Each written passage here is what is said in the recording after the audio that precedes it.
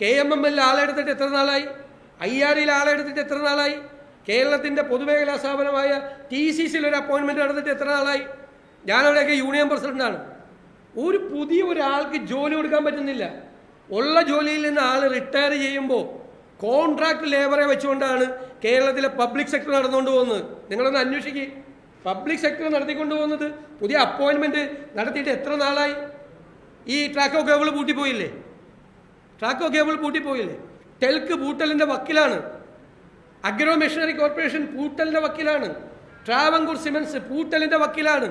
ആരുടെ പണം എടുത്തുകൊണ്ട് അതൊക്കെ നടന്നു പോകുന്നത്?